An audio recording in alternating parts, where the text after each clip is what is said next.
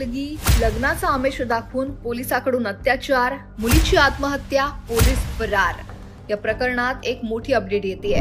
अकोला जिल्ह्यातील बाळापूर इथं घडलेल्या एका धक्कादायक घटनेनं संपूर्ण महाराष्ट्राला हादरवून सोडलंय। एका अल्पवयीन मुलीला लग्नाचा आमिष दाखवून एका पोलीस कर्मचाऱ्यानं तिच्यावर लैंगिक अत्याचार केले। इतकंच नाही तर नंतर त्यानं तिला सोडून दिलं, ज्यामुळे हताश झालेल्या मुलीनं आत्महत्येचा प्रयत्न केला। या घटनेमुळे सर्वसामान्य नागरिकांमध्ये प्रचंड संताप उसळला। पीडित मुलीच्या घरी भाड्यानं राहणारा पोलीस शिपाई पवन वडगावे यानं मुलीशी प्रेमसंबंध ठेवून अत्याचार केला आणि त्यानंतर लग्न करायला नकार दिला।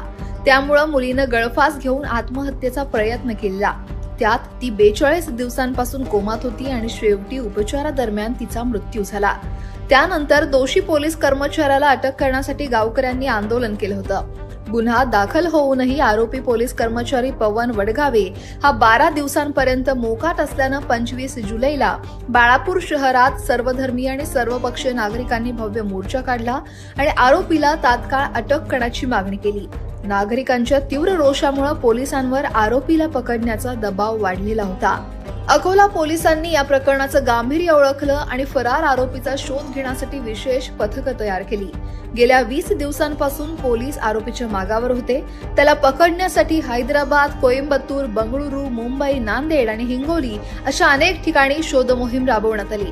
तांत्रिक विश्लेषण आणि गोपनीय माहितीच्या आधारे पोलिसांनी आरोपीच्या हालचालींवर बारीक लक्ष ठेवलं आणि अखेर 3 ऑगस्टला पोलिसांना मोठं यश मिळालं।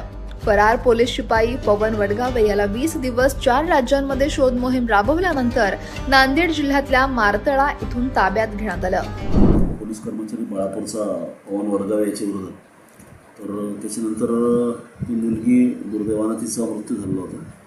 तर त्याच्यात आम्ही कलम वाढ केली होती आणि आपला आरोपी फरार होता। तर आता त्यानंतर माननीय SP साहेब अर्चितजी चांडक सर आणि आम्ही खूप त्याच्यात मेहनत घेऊन ठाणेदाराला जोडगे साहेबांना मार्गदर्शन केलं आणि त्याच्यामध्ये आता यश मिळालेलं आहे आणि आपला जो आरोपी आहे पवन वडगावे आता अटक झालेला आहे आणि आता पुढचा आम्ही तपास करतो। स्थानिक गुन्हे शाखा आणि बाळापूर पोलीस ठाण्याच्या संयुक्त पथकानं ही यशस्वी कारवाई केली।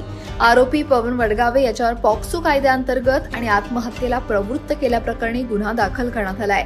या अटकेमुळे पीडित मुलीला आणि तिच्या कुटुंबाला काही प्रमाणात दिलासा मिळालाय आणि तसंच न्यायाच्या प्रतीक्षेत असलेल्या नागरिकांमध्येही समाधानाची भावना आहे। पोलिसांनी दाखवलेल्या या कार्यक्षमतेबद्दल त्यांचं अभिनंदन होत आहे। पण या गंभीर प्रकरणावर तुमचं मत काय आहे? पीडित मुलीला न्याय मिळवण्यासाठी अशा आरोपींना कठोर शिक्षा झाली पाहिजे असं तुम्हाला वाटतं का?